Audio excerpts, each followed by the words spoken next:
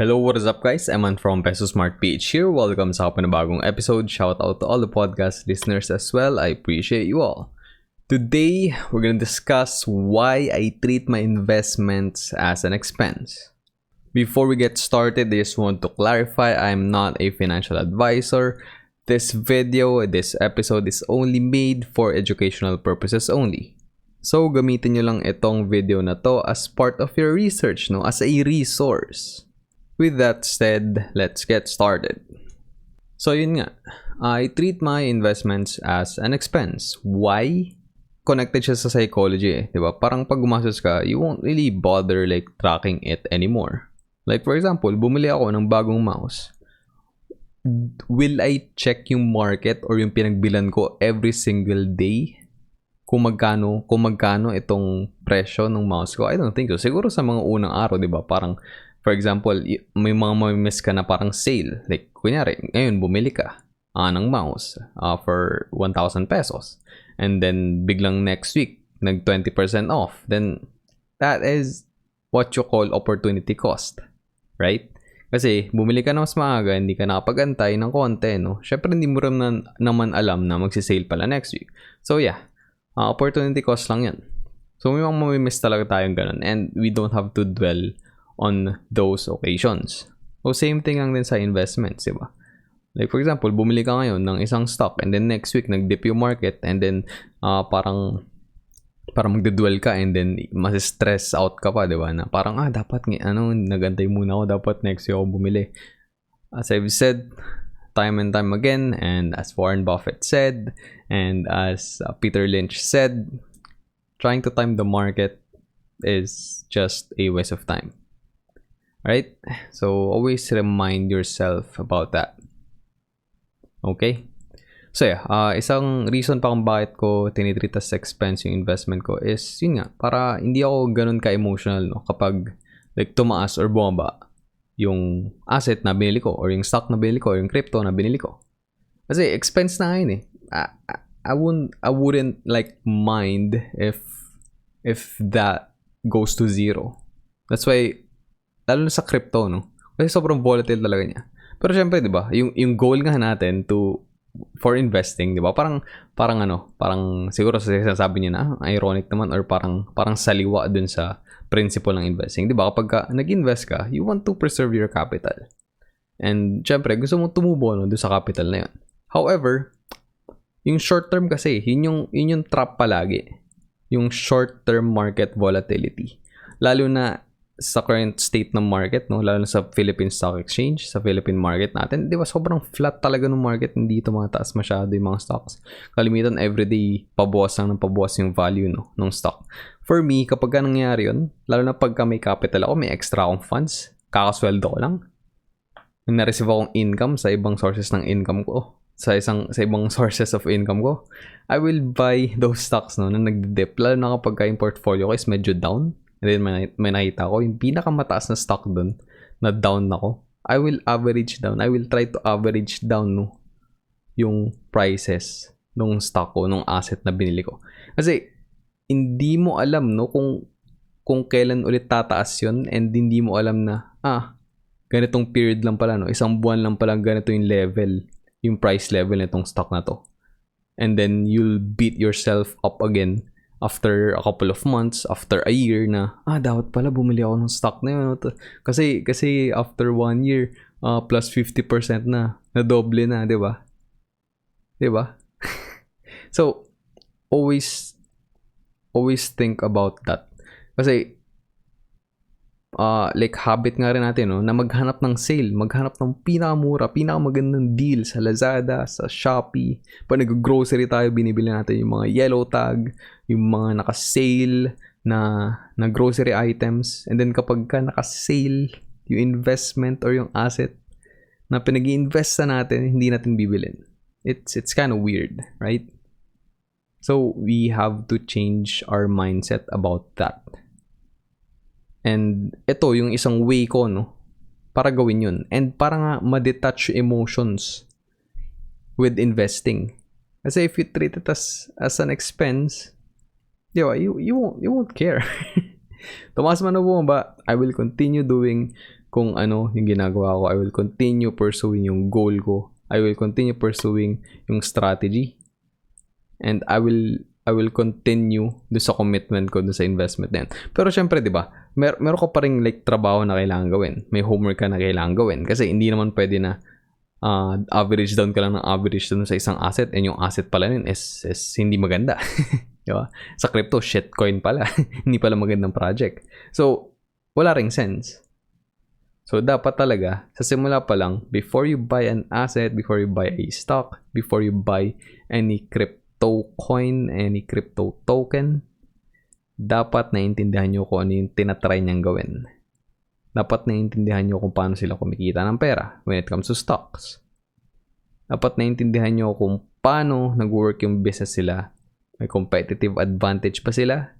And sa crypto world naman, sa cryptoverse, ano ba yung goal ng project na yun? Are they really trying to solve a problem? Malaking problem ba yung tinatry nilang isolve? Syempre, the bigger the problem, the harder the solution. So, mas mahirapan silang isolve yung problem na yun. Pero kapag meron talagang real-life application o yung project, and marami silang partners, marami silang business partners, then probably that is a pretty good project.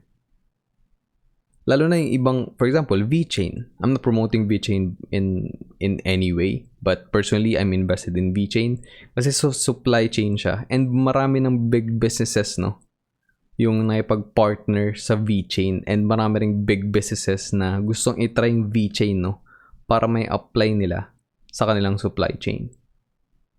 Alright? Sa supply chain process nila. So, unang step palagi talaga. Doon tayo babalik, no, sa research. You have to research first and do your homework. And then after that, pwede ka na maging sobrang passive sa investing. Kapag, for example, sa stocks nga sinasabi ko, kapag nagsimula pa lang, you can go for 3 to 5 stocks lang. Lalo na kapag dividend paying stocks yung pinili mo. And kapag talagang sigurado ka na doon sa 5 stocks na yun, peso cost averaging na lang. Yun lang kailangan mong gawin. Kada sweldo mo, kada magkaroon ng pera na hindi mo kailangan for essentials, invest it. So, kahit ano yung presyo, invest it. So, hindi mo kailangan ma-minimize yung work for you. Kasi you already did the work sa simula. And then, kailangan mo na lang maging habit, no? Yung pagpasok ng pera doon sa investment mo. Pero syempre, from time to time, sabihin natin, every quarter, you still have to review yung business. Kasi hindi naman araw-araw Pasko, di ba? Kasi, may mga business na nagkakaroon ng aberya or nagkakaroon ng problema. So, kailangan mo i-readjust, no, yung portfolio mo from time to time, if that happens. Pero kung talagang fundamentally sound yung business na pag-investan mo, more often than not, hindi mo na kailangan gawin yan. Kasi, they will last, no? In the next 5 years, in the next 10 years, in a couple of decades. Yung runway nila is sobrang haba. So, yun yung mga magandang stocks and businesses na i-hold when it comes to stocks. Syempre, sa crypto, it's a bit different. Kasi hindi pa rin talaga siya, kumbaga, parang foolproof na approach. Wala pa talagang ganon. Although yung dollar cost averaging is really good then with crypto. And sa crypto kasi, you have to kind of time din, no, yung pagbenta. And syempre sa crypto kasi kapag significant amount na yung na-earn mo, for example, nasa 1,000% ka na. So, at times, it's pretty smart to take profits na at that point. Lalo na kapag nag-hit na ng all-time highs yung crypto or yung coin na hawak mo. For example, Ethereum. Diba? Nung April, start lang ng April, around 1.9k to $2,000 lang siya nagtitrade per coin, per Ether. And then, a couple of days, couple of weeks ago, na-hit niya. Actually, 2 weeks ago, na-hit niya yung all-time high niya around 4,400, 4,300. So, dun pa lang, di ba, kung na-hit niya yung all-time high na yun na bago, you can sell at that point. Pero syempre, hindi mo i-sell lahat. For example, pwedeng strategy mo is you're just gonna sell, for example, sabihin natin 25%, 50% nung position mo. So, if ever bumaba man siya, katulad nga ngayon, no, bumaba na siya ng alhati na ulit. Nasa 2,000 level na lang ulit yung Ethereum, yung Ether. So, hindi ka, kumbaga, parang hindi mo na miss out, no, yung all-time high na yun. So, you have to be strategic then when it comes to selling. And ayun nga, pwede mo rin i-apply yung dollar cost averaging when you're selling. So, as you hit, no, yung mga coins or yung stock na nakuha mo, as it hits yung all-time highs, you sell some of your position. Kasi, profits is profits na. So, you can't like, deny that. Yes, okay din yung hodler ka na, diba? I won't sell diamond hands, but,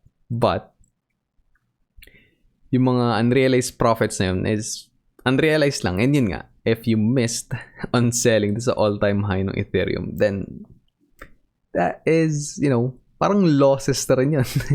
And syempre, you will kind of, you'll beat yourself up a bit then if that happens. So yeah. Yes, I know sinabi ko kanina na ang hirap timing ng market. However, like basic TA lang yung kailangan mong like aralin. And then yun nga, pag na-hit kahit yung marker mo lang o yung sell signal mo is like, uy, na-hit yung all-time high, di ba? Kahit nga nag-sell ka at 4,000, sulit na yun kung yung entry point mo is 2,000 sa Ethereum. It's worth it. Na-double mo yung pera mo in just a month.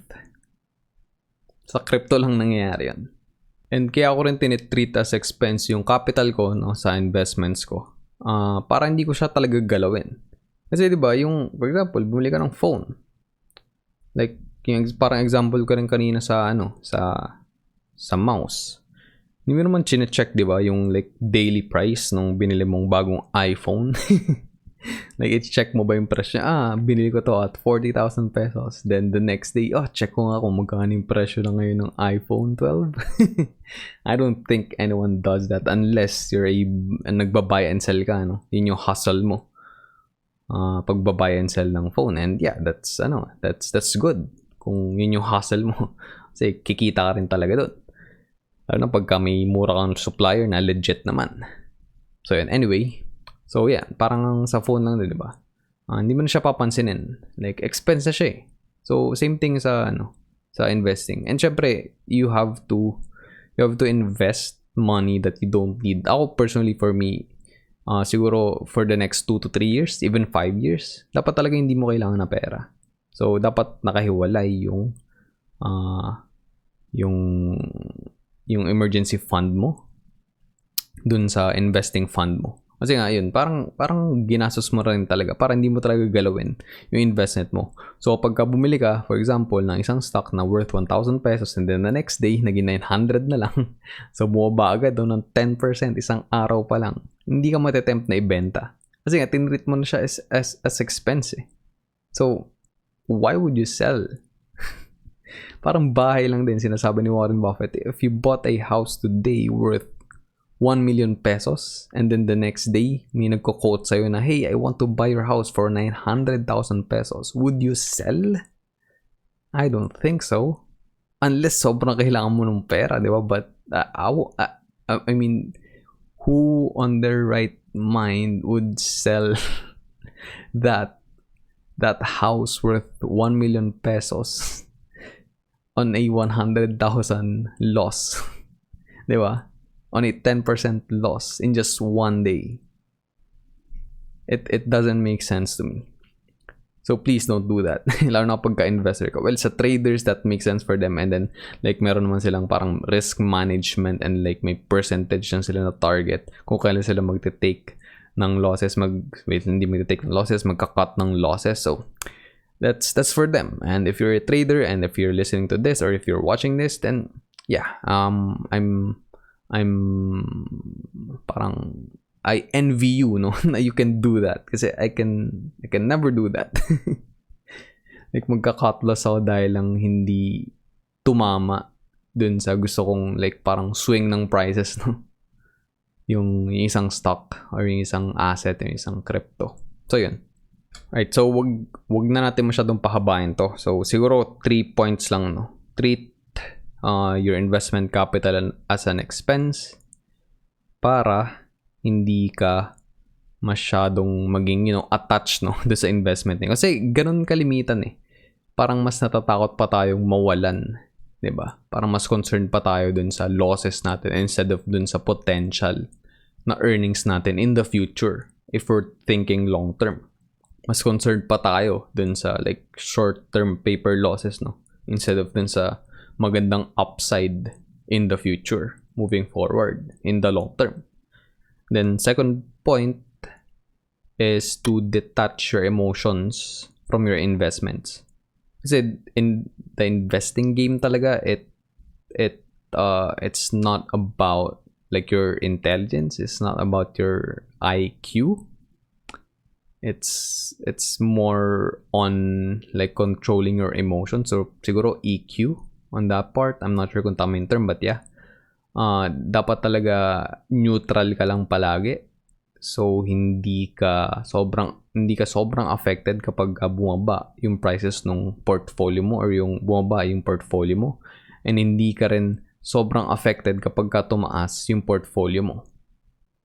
Kasi pag minsan, 'di ba? Ganun yung tendency natin eh. When we see yung asset na binili natin, tumaas yung value, ang tendency natin, if may capital pa tayo, bibili pa tayo ng mas madami. Kasi sinasabi natin, uy, sayang naman. Baka tumaas pa lalo, ang mangyayari, may iwan yung capital ko na natitira. Diba? We're gonna miss out on this. But, iba yung thinking natin kapag bumaba na yung presyo, sabihin natin, ay hindi na ako bibili kasi baka lalo pang bumaba. Diba? Why? Okay. So, sinasabi ko na huwag natin pahabain pero pinapahaba ko ng pinapahaba. Anyway. Okay, last point is only use money that you won't need nga in the foreseeable future. Ideally, 2, 3, 5 years talaga. Kasi yun talagang long-term horizon ng investing. Like, dun mo talaga marireap yung benefits after a few years pa. And ayun, don't rush things. Kasi anything that comes easy will just, mawawala lang siya ng mabilisan. Parang nga di ba yung mga nananalo sa lottery, right? Ang daming hindi na-handle, no? Yung parang instant wealth. Kasi they didn't build it eh. They didn't build it. So, ang bilis lang din nawala ng pera. Kasi hindi nila kayang i-handle eh. Like, akala nila hindi mo ubos yung pera. So after like, a few months, after a few years, they're back where they started, no? Before they won the lottery. And ganun din sa mga professional athletes, no? Like examples in the US. Like marami talaga. That's why, nauso rin talaga, no, yung pagkakaroon ng mga tao na nagbibigay ng financial advice. And kaya parang naging profession din yun to guide those people who can't manage their own finances. Okay. Kaya yun. Huwag kayong like ma-discourage. Lalo na kapag, di ba, ang dami nagpo-post. Kaya hindi ako nasali sa mga groups ng like ng crypto, ng ibang stocks. Kasi makikita mo, no, yung parang progress ng ibang tao. And then syempre, mahirapan kang iwasan to compare, no, yourself dun sa progress nila, which doesn't really count sa progress mo. Kasi kanya-kanya naman tayo ng timeline, right? So, kanya-kanya tayo ng progress, kanya-kanya tayo ng financial capacity, financial situation, kanya-kanya tayo ng goals. So, yun. Just ignore yung outside noise and focus on yourself. Kahit sobrang liit na progress niyan, it's still progress.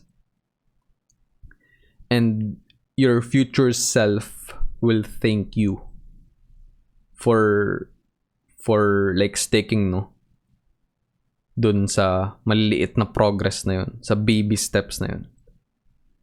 Kasi after those small gains, after those small compounding gains, lalaki at lalaki yun. Wala siyang ibang pupuntahan kundi pataas. Okay? and marireap mo talaga yung benefits after a few years pa. Prime example na si Warren Buffett, like, yung biggest earnings siya talaga na nakuha niya is like after he was 60 years old. Like, doon siya naging bilyonaryo, and then doon talaga yung nag-pop off yung kanyang net worth. Of course, meron ilan sa atin na, ayoko yumaman ng, matanda na ako, blah, blah, blah, blah. Well, yun yung parang type ng tao na they want to like live now instead of like, later. Pero kasi ako yung mentality ko doon, like, I can live simply and frugally now kasi I'm young and I don't need much. I don't need medicine. I don't need yung mga special medical attention when you're old. So mas okay na parang I live very simply now and very frugally now instead of like my future self doing that. Kasi nga hindi ko na ready yung sarili ko, yung future self ko financially. So mas okay na magtipid ngayon and talagang invest lahat ng pera na kailangan, kaya kong invest so that I can reap the benefits in the future. Na pwedeng after 10 years, after 20 years, relax na lang ako, wala na akong ginagawa, pero I'm still making some money. So yun lang yung mga points ko. I'm really sorry kung medyo mahaba, but yeah, let me know sa comment section down below if you're enjoying this type of content, and let me know kung nakakatulong para alam ko. And syempre, your feedback is always welcome and it's always appreciated. Alright, so we are gonna end the episode here, guys. Sana may natutunan kayo, and if umabot kayo at the end of this episode, thank you very much. I appreciate you. And ayun, if you want to connect with me sa socials, TikTok, Instagram, Facebook, Twitter, yung handle ko is eman@psph. Syempre, huwag niyo naman kalimutan i-smash yung like button kasi sobrang nakakatulong yun sa algorithm ni YouTube. Share niyo rin to sa mga friends niyo and sa family niyo, para maging aware din sila sa financial literacy and para matuto rin sila mag-invest. If you're new dito sa channel, subscribe ka na and ring the notification bell para wala kang ma-miss out sa mga uploads ko every Monday and Friday, sometimes Wednesday. And if you don't know yet, meron ng channel membership si Peso Smart page. If you want to check that out, click mo lang yung link dyan sa description sa baba. Thanks again for watching and listening, everyone. Stay safe. I'll see you all in the next episode. Always remember, be Peso Smart.